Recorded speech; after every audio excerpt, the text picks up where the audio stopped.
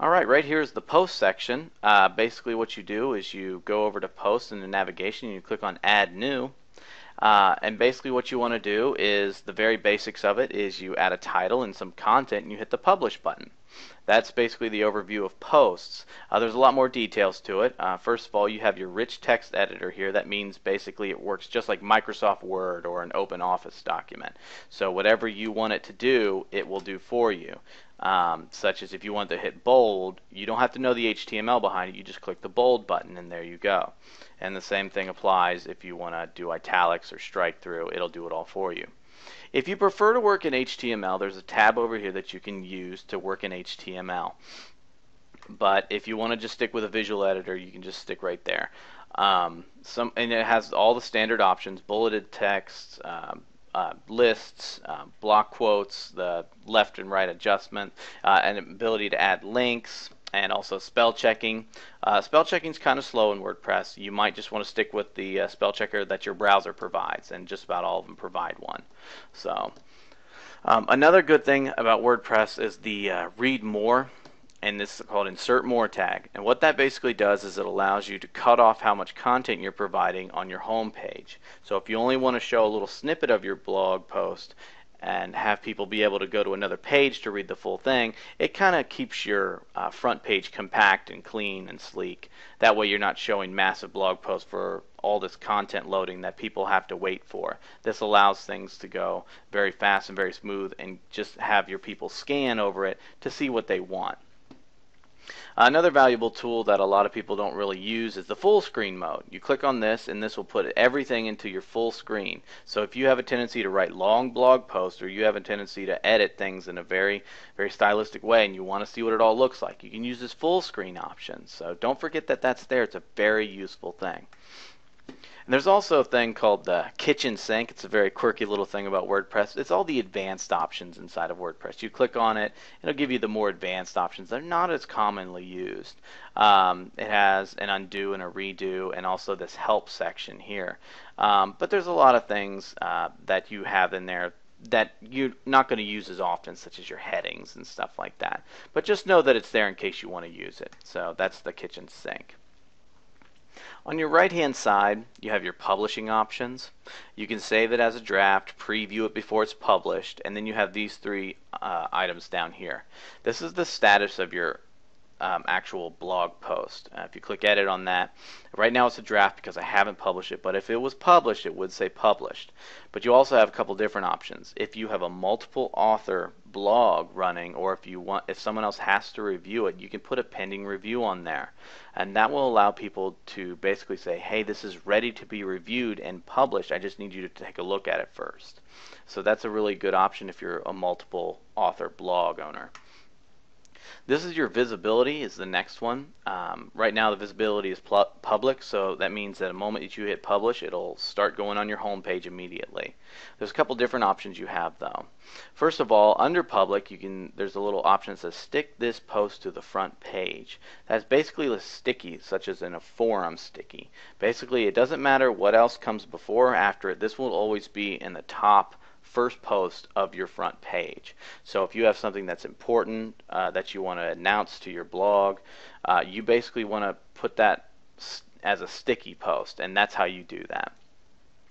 The next one is password protected. Basically, it'll still show up to everybody as a post that you can view, but in order to view it, after they've clicked on it, they're going to have to enter a password to see all the content.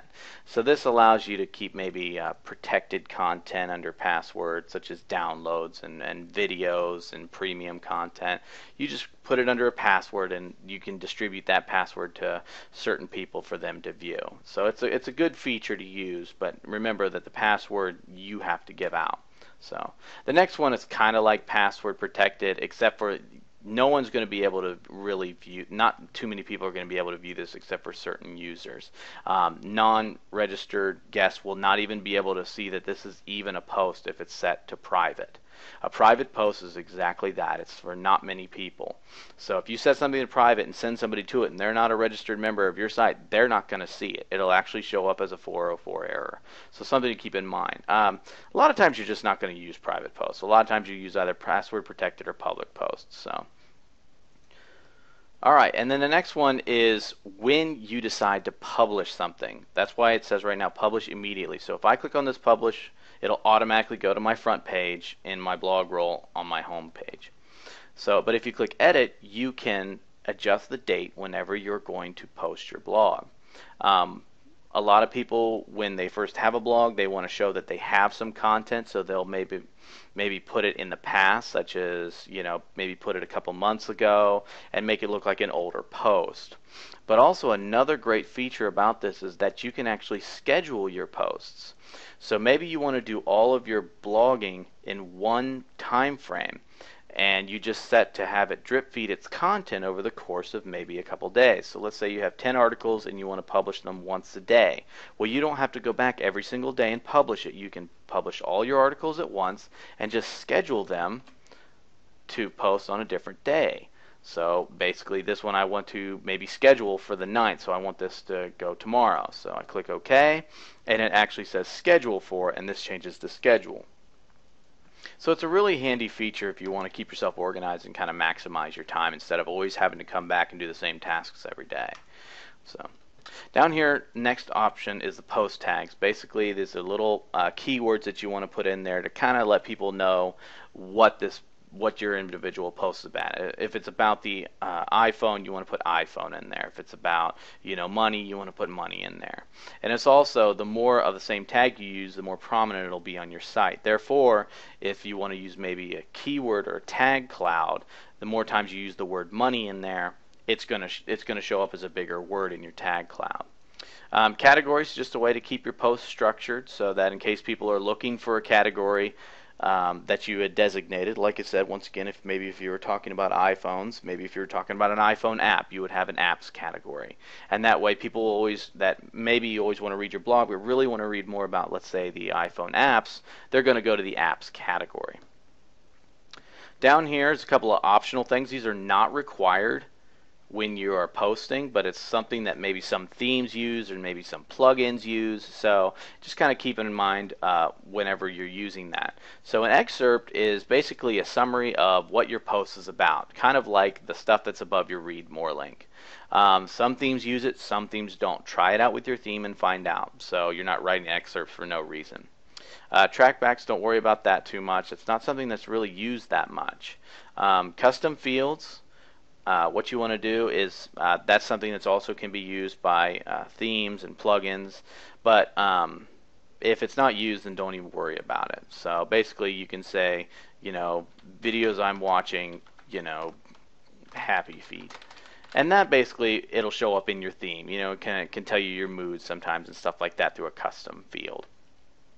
And also down here at the bottom is discussion. This is the different things that will allow collaboration across your blog. Comments, basically, if you want people to be able to comment on the blog post, you just allow the comments. Allow trackbacks and pingbacks. Basically what that is that whenever somebody links to you, it'll notify the other blogs whenever you're posting an update or something along those lines, and blogs will also let you know when they're linking to you. So, but if you don't want to allow that kind of stuff for different privacy reasons and stuff like that, you can just simply uncheck them. And that about does it for posts. Basically, there's a couple more advanced options that we'll cover later on in other videos, but this pretty much does it for adding a post.